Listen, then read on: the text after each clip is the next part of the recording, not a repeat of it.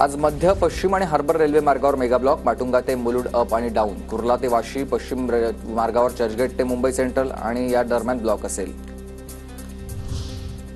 बोरिवली आणि विरार परिसरामधील नागरिकांना पनवेल गाठण्यासाठी आता लोकल सेवा उपलब्ध होणार आहे. कारण मुंबई रेल्वे विकास महामंडळाकडून MUTP 3B मध्ये पनवेल वसई उपनगरीय रेल्वे प्रकल्पाचा समावेश करण्यात आला आहे आणि लाखो प्रवाशांचा प्रवास आणखी वेगवान होईल.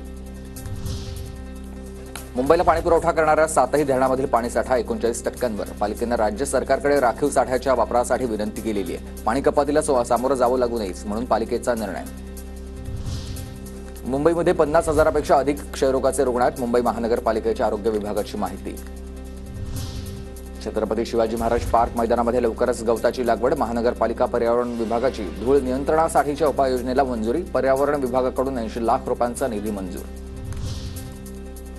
कल्याण विठ्ठलवाडी बस डेपोमधील शौचालय दुरावस्थेत आहेत. महिला आणि ज्येष्ठ नागरिकांची मोठी गैरसोय होते. प्रशासनाला निवेदन देत तातडीने शौचालय दुरुस्ती करण्याची मागणी आहे मनसेची.